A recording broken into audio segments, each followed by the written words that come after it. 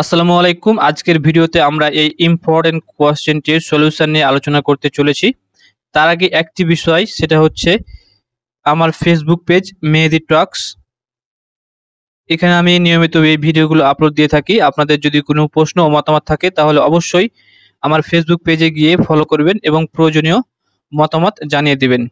আর ভিডিওগুলো শেয়ার করতে কিন্তু ভুলবেন না। যাই হোক, আজকের এই প্রশ্নটি কিন্তু খুবই গুরুত্বপূর্ণ, কারণ এই ধরনের প্রশ্নগুলো বিগত সালে অনেকবার এসেছে। আর আপনাদের যে সামনে পরীক্ষা আছে, এসএসসি পরীক্ষা কিংবা যে কোনো জবের পরীক্ষা দেন না কেন, সে পরীক্ষাতেও কিন্তু এই প্রশ্নগুলো আসতে পারে। কারণ অনেকেই জানে না যে এসএসসি পরীক্ষাতে যে লেভেলের প্রশ্নগুলো হয় সেগুলো কিন্তু অ্যাকচুয়ালি বিসিএসও আসে, জবেও আসে। যাই হোক, সেদিকে আর আলোচনা যাচ্ছি না। এ ধরনের প্রশ্নগুলো অবশ্যই গুরুত্বপূর্ণ, কারণ অনেক সময় মান চেঞ্জ করেও আসে, তাই না? যাই হোক, আমরা এখন এটার সলিউশনটা ভালো করে বোঝার চেষ্টা করি। আমাদের প্রশ্নটি হচ্ছে x square minus 3 is equal two 2√2 হলে এক্স এর মান নির্ণয় করো। এটা ঢাকা বোর্ড 2017 সালে এসেছিল, তাই না? তার জন্য আমরা প্রথমে লিখে নিব, দেওয়া আছে x square minus 3 is equal two 2√2। এ ধরনের প্রশ্নগুলা, মানে যেগুলোতে এক্স এর মান বের করতে বলা হয়, মানে এক্স স্কোয়ার দেওয়া আছে, আমাদের এখানে এক্স এর মানটা বের করতে বলা হয়েছে, এরকম অঙ্কগুলোতে জাস্ট আমাদের একটা বিষয় লক্ষ্য রাখতে হবে যে আমাদের এই পাশে শুধুমাত্র কি রাখতে হবে, চলকটাকে রাখবো, তাই না? আর বাকিগুলো আমরা এক পাশে নিয়ে যাব। তো আমরা এখানে 3 নিয়ে আসলাম, এখানে 2√2 রেখে দিলাম, মাইনাসটা এই পাশে এসে প্লাস হয়ে গেল, তাই না? এখন দেখতে পাচ্ছেন এই পাশে কি আছে, এক্স স্কোয়ার আছে, তাই না? এখন একটা বিষয় এখান থেকে লক্ষ্য করলে বোঝা যায়, যেহেতু এ পাশে স্কোয়ার আছে, এখন যদি আমরা এ পাশকেও স্কোয়ার অর্থাৎ বর্গ আকারে রূপান্তর করি এবং এই স্কোয়ার স্কোয়ার যদি আউট করে দিই, তাহলে আমাদের এক্স এর মানটা সিম্পলি বের হয়ে যাবে। ওকে, যেহেতু আমাদের এ পাশ বর্গ আকারে রূপান্তর হয়ে আছে, আমরা এ পাশকেও বর্গ আকারে রূপান্তর করব। তারপর এ পাশের বর্গ মানে পাওয়ার 2, এ পাশের বর্গ মানে পাওয়ার 2, এই দুইটাকে জাস্ট আউট করে দিব, তাহলে এক্স এর মানটা বের হয়ে যাবে। এখন আমাদের মেন টার্গেট হচ্ছে এ পাশটাকে বর্গে রূপান্তর করা। আই হোপ আপনারা বুঝতে পারছেন। এখন বর্গের সূত্র আছে দুইটা, আমরা এখন প্লাসেরটা ব্যবহার করব, যেহেতু এখানে প্লাস আছে। A plus B whole square is equal to A square plus 2ab plus কি বি স্কোয়ার। আমরা এটুকুকে এইরূপ আকারে রূপান্তর করব। আশা করি বুঝতে পারছেন। এখন আপনারা সিম্পলি এখান থেকে কি বুঝতে পারছেন, এই দুইটা পর্যবেক্ষণ করলে এখানে কি আছে, 2 আছে, এখানে কি আছে, 2 আছে। তার মানে এটা অ্যাকচুয়ালি 2ab এর মতো কাজ করছে, তাই না? এটা কার মতো কাজ করছে, 2ab এর মতো কাজ করছে। তার মানে এটাকে আমরা একটু সিম্পলি ভাঙিয়ে দেব এবং 2ab এর আকারে রূপান্তর করব, তাহলে আমরা বাকিটুকু পেরে যাব। এটাই হচ্ছে আমাদের মেন টার্গেট, যে এটাকে 2ab আকারে রূপান্তর করা, তাই না? সো আমরা এটুকু এখানে লিখি যে 2√2, এই 2টাকে আমরা এই সূত্রের 2 এর সাথে বিবেচনা করতে পারি। সো আমরা এই 2টাকে রেখে দেব এই 2 এর সাথে মিলানোর জন্য।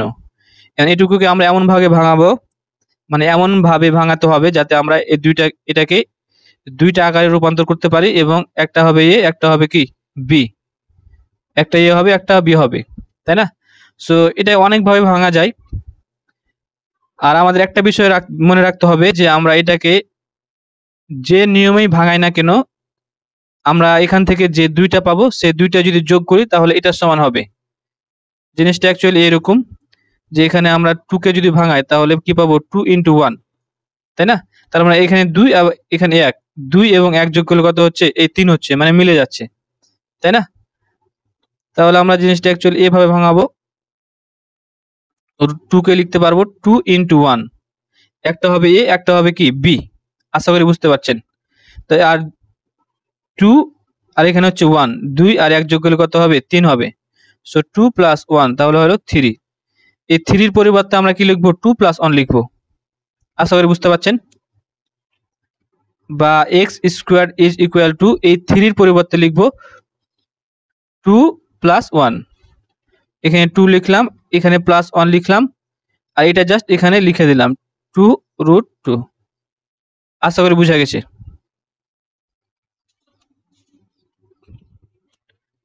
বা X square is equal to 2 plus এখানে আমরা 2 রেখে দিলাম, এটাকে আমরা ভাঙাতে পারি এইভাবে 2 ইন্টু 1, তাই না? 2 ইন্টু 1 প্লাস হচ্ছে 1। আর কয়েকটা লাইন এখানে অনেক নিয়ম আছে, একটা নিয়ম ব্যবহার করলেই হয়। এখানে 2 আছে, তাই না?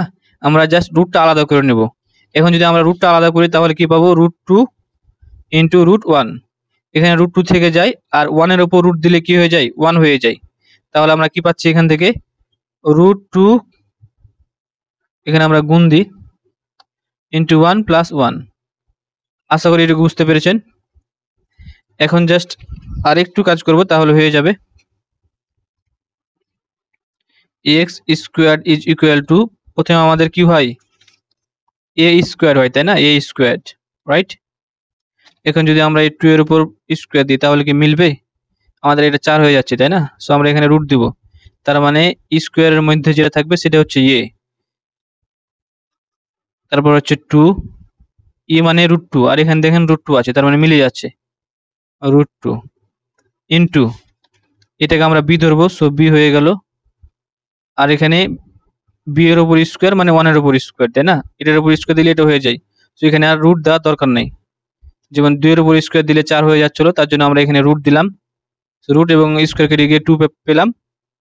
আর এখানে তো আমাদের রুট দেওয়ার দরকার নাই, কারণ 1 এর উপর স্কোয়ার করলে 1 হয়ে যায়। সো আশা করি এটুকু বুঝতে পেরেছেন। অ্যাকচুয়ালি এই লাইনটাই মেন।